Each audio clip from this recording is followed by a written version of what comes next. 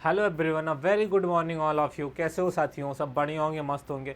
जैसा कि आप सब जानते हैं, आप सबके एग्ज़ाम होने वाले हैं, तो हम उन्हीं टॉपिक को पे बात कर रहे हैं जो आपके एग्ज़ाम में आने वाले हैं या एग्ज़ाम के इम्पॉर्टेंट टॉपिक हैं।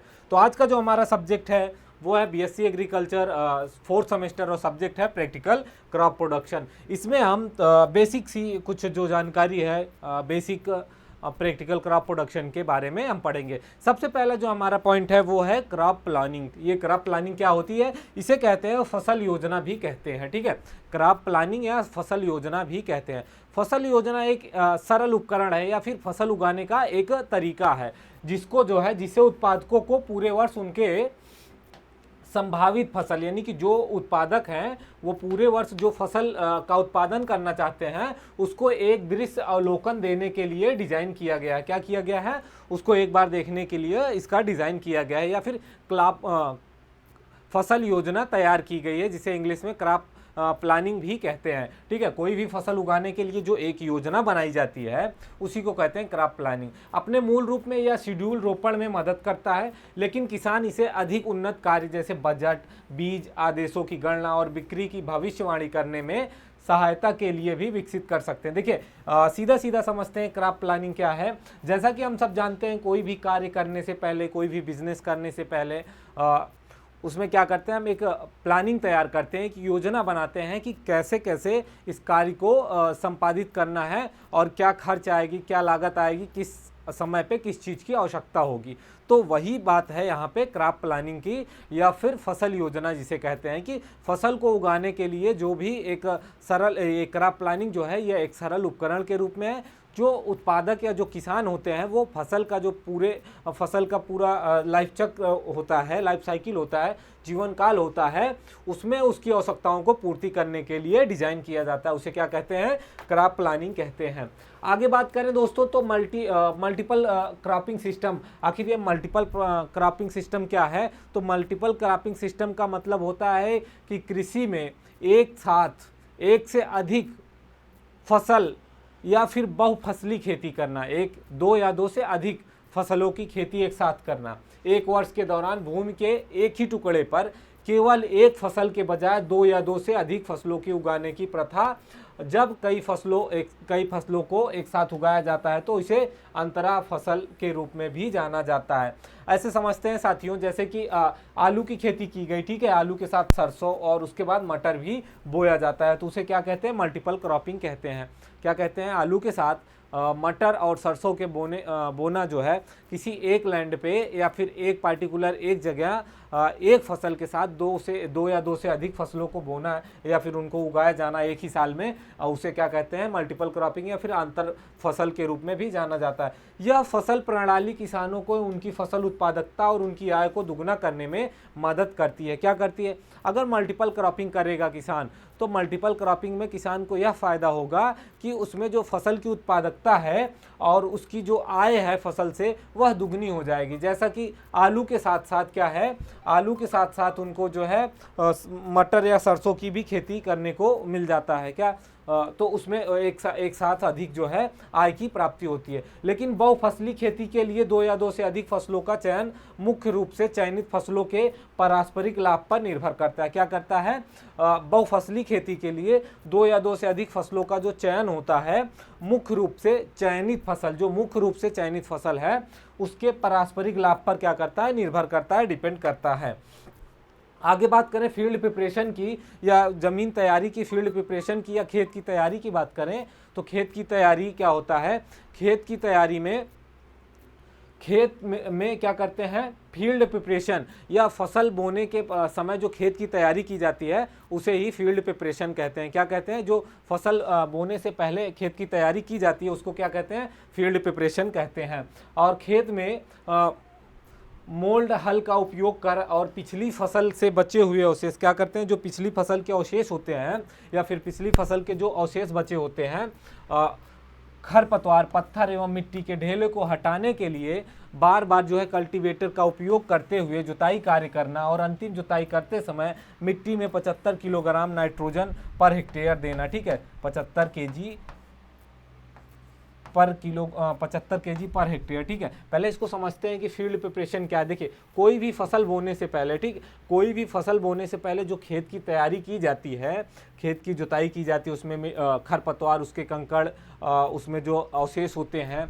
खरपतवार होते हैं, उन सबको निकालना, और निकालने के बाद जो है उसको कल्टीवेटर से खेत की जुताई करना, खेत की फसल की बुआई से पहले खेत की तैयारी करना, अच्छे से खेत को तैयार करना, ताकि फसल का जो जर्मिनेशन हो, जो बीज हम फसल के जो बीज बोते हैं उसका जर्मिनेशन अच्छा हो, और मिट्टी की जो वायु धारण क्षमता है, जल धारण क्षमता है, वह अच्छी बनी रहे, और जो मिट्टी है वह खरपतवारों से बचे, खरपतवार से वो रहे। ठीक है, खरपतवार को हटाया जा सके। तो इसे क्या कहते हैं? फील्ड प्रिपरेशन कहते हैं, खेत की तैयारी कहते हैं।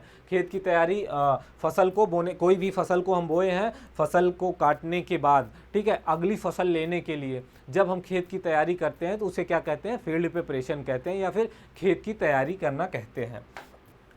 आगे बात करें सीड ट्रीटमेंट। ये सीड ट्रीटमेंट क्या है? तो सीड ट्रीटमेंट या फिर बीज उपचार, ये क्या है? सीड ट्रीटमेंट या बीज उपचार, यह एक प्रकार की प्रक्रिया है। क्या है? यह एक प्रकार की प्रक्रिया या विधि है, जिसके अंतर्गत क्या होता है, जिसमें जो बीज, फसल के जो बीज होते हैं उनको बोने से पहले उनका ट्रीटमेंट किया जाता है। क्या किया जाता है? उनको उपचारित किया जाता है। किस लिए किया जाता है? ताकि जो वह जो रसायन, जो कीट होते हैं, जो कीट होते हैं उससे फसल को बचा जा सके, और फसल का जो जर्मिनेशन है वो अच्छा हो सके। तो यह सीड ट्रीटमेंट कैसे किया जाता है? जिसमें ये पौधों की बीमारियों और कीटों से मुक्त रखता है। क्या करता है? जो पौधे होते हैं उनको बीमारियों और कीटों से बचाए रखता है। सीड ट्रीटमेंट रसायन द्वारा किया जाता है या फिर जैव रसायन द्वारा किया जाता है।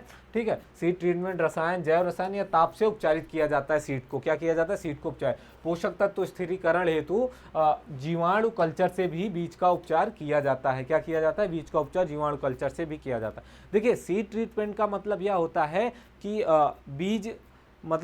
बीज उपचार, फसल को, बीज को बोने से पहले क्या करते हैं? उसको उपचारित करते हैं, ताकि वह जो है क्या हो सके, खरपतवार से या फिर जो कीट बीमारियां होती हैं, पौधों में जो कीट बीमारियां लगती हैं उससे उसको बचाया जा सके। उसे क्या कहते हैं? सीड ट्रीटमेंट कहते हैं, या जैव रसायन द्वारा या रसायनों द्वारा या फिर ताप द्वारा भी इसका जो है बीज को क्या करते हैं? उपचारित करते हैं। बीज उपचार करने की विधियों की बात करें तो बीज उपचार करने की कुछ विधियां हैं, जैसे कि सूखा उपचार, भीगे बीजोपचार, गर्म पानी बीजोपचार और स्लरी बीजोपचार। ठीक है, अब इसको क्या है, इसमें अगर बीज उपचार, सूखा बीज उपचार की बात करें तो सूखे बीज में क्या करते हैं? सूखा बीज उपचार, या जब सूखे रूप में बीज को उपचारित करते हैं तो उसमें क्या करते हैं? बीज को एक बर्तन में रखें और उसमें क्या करें? रसायन या जैव रसायन की जो मात्रा है, अनुशासित मात्रा, उसमें मिलाएं, और उसके बाद बर्तन को बंद कर दें और अच्छी तरह से हिलाएं। फिर उसको क्या करें? जो बीज होता है, मिश्रित बीज होता है, उसको धूप में रख के सुखा दें।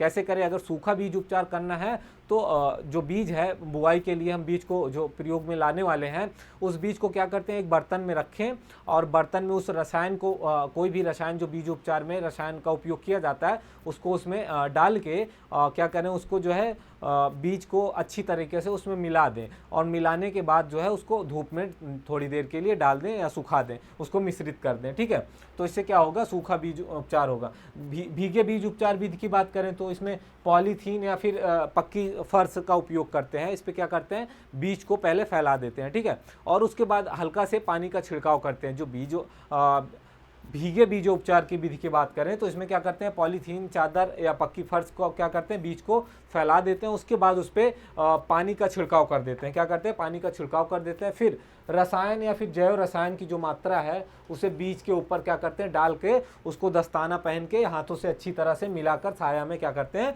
सुखा देते हैं। क्या करते हैं? उसको छाया में सुखा देते हैं। सबसे पहले क्या करते हैं? या तो पॉलीथीन या फिर पक्की फर्श पे बीज को क्या करते हैं? फैला देते हैं। उसके बाद उस पर थोड़ी सी पानी की मात्रा डाल देते हैं या फिर पानी का छिड़काव कर देते हैं। उसके बाद जो है जैव रसायन या फिर रसायन को उस ढेर पे या बीज जो फैलाए होते हैं उस पर छिड़क देते हैं। ठीक है, उसको छिड़कने के बाद उसको हाथों में दस्ताने का उपयोग करके या दस्ताने पहन करके उसको क्या करते हैं? बीज में अच्छी तरीके से उसको मिला देते हैं। ठीक है, स्लरी बीज उपचार क्या है? स्लरी घोल या जो है बनाने हेतु जैव रसायन की अनुशासित मात्रा को 10 लीटर, कितना? 10 लीटर पानी की मात्रा में किसी टब या बड़े बर्तन में अच्छी तरह से मिला लें।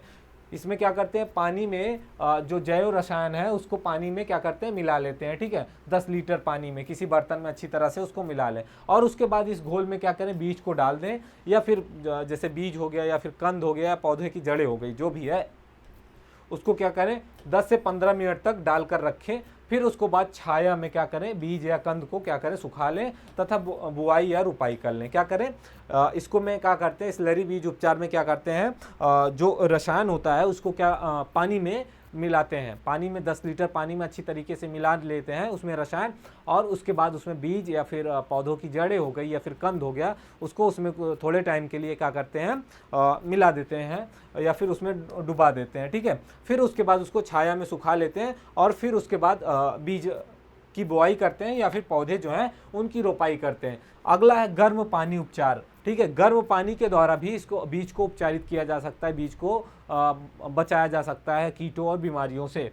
कैसे करते हैं, किसी धातु के बर्तन में पानी को 52 डिग्री सेंटीग्रेड पर गर्म करते हैं। क्या करते हैं, कोई बर्तन लेते हैं और उसमें पानी को जो है 52 डिग्री सेंटीग्रेड तक गर्म करते हैं, फिर बीज को क्या करते हैं 30 मिनट तक उस बर्तन में डाल के क्या करेंगे, छोड़ देंगे, और उसके बाद तापमान पूरी प्रक्रिया में यह बना रहना चाहिए। जो यह तापमान है 52 डिग्री का, यह पूरी प्रक्रिया करते समय 52 डिग्री तापमान बना रहना चाहिए। उसके बाद बीज को क्या करेंगे, छाया में सुखा लेंगे और फिर उसके बाद बीज की बुआई करेंगे। अगर हमसे पूछा गया सवाल कि गर्म पानी में बीजोपचार कैसे करते हैं गर्म पानी के द्वारा, तो उस पर आप सीधा सीधा बता सकते हैं कि पहले जो है किसी बर्तन में, धातु के बर्तन में गर्म पानी को लेते हैं, पानी का जो तापमान है वह 52 सेंटीग्रेड होना चाहिए। कितना साथियों होना चाहिए, 52 सेंटीग्रेड होना चाहिए। उसके बाद बीज को क्या करें, आधे घंटे के लिए उसमें डुबा दें बीज को गर्म पानी में, और जो पानी का तापमान है वो 52 डिग्री बना रहना चाहिए। उसके बाद बीज को निकालते हैं और उसको छाया में क्या करते हैं, सुखा लेते हैं। जैव रसायन द्वारा कैसे करते हैं बीजोपचार, तो जैव रसायन कुछ हैं, जैसे टाइकोडर्मा 5 ग्राम प्रति किलोग्राम बीज, या 2 ग्राम यूडोमोनस 4 से 5 प्रति किलोग्राम, ठीक है, बीज में लेकर क्या करते हैं, इसको उपचारित करते हैं। रसायन द्वारा बात करें तो कंबोडिजियम या फिर मोकोजेवा या फिर बेनोमिल 2 ग्राम प्रति किलोग्राम बीज, कितना 2 ग्राम लेते हैं इसको और 1 किलोग्राम बीज लेते हैं, उससे उपचारित करते हैं। कैप्टॉन या फिर थीरम की बात करें तो 2.5 ग्राम प्रति किलोग्राम बीज, और फनगोरोन की बात करें तो इसको जो है 6 ग्राम प्रति किलोग्राम बीज की दर से, चौथा है ट्राइनोसाइलोजोन 3 ग्राम प्रति किलोग्राम बीज की दर से क्या करते हैं, इसको उपचारित करते हैं। बीज उपचार से लाभ की बात करें कि बीज उपचार आखिर क्यों करें हम, बीज उपचार करने के क्या लाभ होते हैं, ऐसा आपसे सवाल पूछा जा सकता है कि बीज उपचार करने के क्या लाभ होते हैं, बीज उपचार क्यों करना आवश्यक है, या बीज उपचार करने के क्या फायदे हैं। तो सबसे पहला जो अंकुरण होता है, अंकुरण अधिक होता है। क्या होता है, अंकुरण अधिक होता है। जब बीज का स्वास्थ्य सही रहेगा, बीज पर किसी भी कीटाणु या जीवाणु का कोई उसके द्वारा जो है इसको नुकसान नहीं पहुंचाया जाएगा, तो अंकुरण की मात्रा बढ़ जाएगी। अधिक प्रबल पौधे होंगे, जो पौधे होंगे वह स्वस्थ होंगे, और उसके बाद जो है जो शुरुआती जो रोग लगते हैं उससे भी प्रभावी नियंत्रण मिलता है, या जो शुरुआत में रोग लगते हैं उस रोग से भी बचा जा सकता है। स्वस्थ पौधों की संख्या भी अधिक होती है। क्या होती है, जो पौधे उगेंगे स्वस्थ पौधों की संख्या क्या होगी, उसमें अधिक होगी। आगे बात करें पौधशाला की तैयारी। ये पौधशाला क्या है, जहाँ पे पौधशाला एक सुरक्षित स्थान है जहाँ पे छोटे पौधों को तैयार किया जाता है, नवजात पौधों को तैयार किया जाता है। नवजात पौधों को रोपाई के लिए ले जाने से पूर्व उसकी देखभाल की जाती है, वहीं की जाती। क्या किया जाता है, पौधशाला का मतलब होता है बीज के द्वारा पौधों को तैयार करना रोपाई के लिए, ठीक है। और पौधों को रोपाई से ले जाने तक, रोपाई करने से पहले तक पौधों को पौधशाला में ही रखा जाता है, वहीं उसकी देखभाल की जाती है। वैसे बीज जिन्हें सीधा बोना मुश्किल होता है, जैसे कि टमाटर का बीज हो गया, बैगन हो गया, मिर्चा, फूल गोभी हो गई, बंद गोभी हो गई आदि, कुछ ऐसे पौधे हैं, फसल हैं, सब्जियां हैं जिनको सीधे बुआई के द्वारा जो है नहीं उगाया जा सकता है। उसको क्या करेंगे, सर्वप्रथम हम उसकी नर्सरी तैयार करेंगे, पौधशाला बनाएंगे, उसके बाद जो है उसको उसकी जो पौधे हैं उसको रोपाई करेंगे, वहाँ से निकाल के उसको खेत में ले जाके उसको रोपाई करते हैं। आगे बात करें नर्सरी की, तो नर्सरी एक ऐसी जगह है जहाँ पौधों को विभिन्न प्रसार विधियों द्वारा क्या किया जाता है, तैयार किया जाता है और उनकी देखभाल की जाती है। जब तक वे खेत में रोपाई के लिए उपयुक्त ना हो जाएं, तब तक वहाँ पे उसको रखा जाता है। नर्सरी की बात करें तो ये नर्सरी जो है 2 प्रकार की होती है। पहली होती है अस्थाई नर्सरी। ये अस्थाई नर्सरी क्या होती है, तो अस्थाई नर्सरी जो है निर्माण में बहुत सावधानी रखनी पड़ती है। अगर हम अस्थाई नर्सरी का निर्माण कर रहे हैं तो उसके लिए क्या करेंगे, कुछ बातें हैं जिसको विशेष ध्यान रखना चाहिए। नर्सरी के लिए सड़क का स्थान चुना जाता है। क्या किया जाता है, अगर जहाँ पे हम नर्सरी को बना रहे हैं तो वहाँ पे सबसे पहले आने जाने के साधन का भी ध्यान रखना चाहिए, यातायात के मार्ग का भी ध्यान रखना चाहिए। सड़क के किनारे का स्थान चुना जाना चाहिए। ऐसी नर्सरी जो है शहर के नज़दीक होनी चाहिए। अगर हम नर्सरी लगा रहे हैं तो वहाँ पे जो है वो शहर के नज़दीक होनी चाहिए। साथ ही साथ मजदूर और पानी जो है साल भर उपलब्ध रहे। नर्सरी में shade house, glass house, cold frame, hot bed आदि जो है संरचनाएं बनाई जाती हैं। और नर्सरी की सुरक्षा के लिए क्या करते हैं, उसके चारों ओर दीवारें या कांटेदार पौधों की बाड़ लगाई जाती है। ऐसी नर्सरियों में क्यारियों की जो क्यारियाँ होती हैं वो पक्की होती हैं और सिंचाई की आधुनिक तकनीकी जैसे ओवरहेड सिंचाई आदि का भी उपयोग किया जाता है। ऐसी नर्सरी उच्च मूल्य वाले पौधों के पेड़ और सजावटी पौधों को तैयार किया जाता है। देखिए, अस्थाई नर्सरी जो होती है साथियों, अस्थाई नर्सरी को स्थापित करने से पहले या बनाने से पहले हमें कुछ चीज़ों का ध्यान रखना चाहिए। जैसे कि अस्थाई नर्सरी को बनाने से पहले यह ध्यान रखना चाहिए कि वहाँ पे जहाँ पे हम अस्थाई नर्सरी को लगा रहे हैं, बना रहे हैं, वहाँ पे यातायात के साधन और मार्ग जो है वह सही होना चाहिए। साथ ही साथ शहर के नज़दीकी इलाके में नर्सरी होनी चाहिए और साल भर पानी की व्यवस्था हो और मजदूर भी मिलते रहें। ठीक है, तो यह कुछ बातें हैं जो नर्सरी लगाते समय ध्यान रखनी चाहिए, अस्थाई नर्सरी लगाते समय ध्यान रखना चाहिए। वहीं आगे बात करें हम अस्थाई नर्सरी की, तो जो अस्थाई नर्सरी है, अस्थाई नर्सरी पेड़ों की छाया में बनाई जाती है। कहाँ पे, पेड़ों की छायों में या बगीचों में बनाई जाती है। इसमें अस्थाई बिस्तर नहीं बनाए जाते हैं। ऐसी नर्सरी वार्षिक फूल पौधे, सब्जियां जैसे टमाटर, बैगन, प्याज, पत्ता गोभी, गेंदा, कासमास आदि के तैयार करने के लिए की जाती है। देखिए, अस्थाई नर्सरी जो होती है इसको क्या करते हैं, पेड़ पौधों की छाँव में इसका उपयोग करते हैं या फिर इसको बनाते हैं। उसमें क्या करते हैं, कुछ ऐसे पौधों को तैयार करते हैं जैसे टमाटर हो गया, बैगन हो गया, प्याज हो गया, पत्ता गोभी हो गया, कुछ ऐसे जो हैं पौधे हैं जिनको हम उगाते हैं अस्थाई नर्सरी में। अब बात करें नर्सरी उगाने के फ़ायदे की, कि नर्सरी उगाने के क्या फ़ायदे हैं, तो नर्सरी में कम जगह में अधिक पौधे आसानी से लगाए जा सकते हैं। कम जगह होने के कारण पौधों को उपयुक्त जलवायु परिस्थिति में आसानी से उपलब्ध कराई जा सकती है। ठीक है, कोई भी हमें पौधा उगाना है और उसके लिए जो है हम अस्थाई मौसम की परिस्थितियोयों को भी बना सकते हैं, क्योंकि जो नर्सरी है वो कम जगह में होगी तो उसके लिए थोड़ी सी आसानी होगी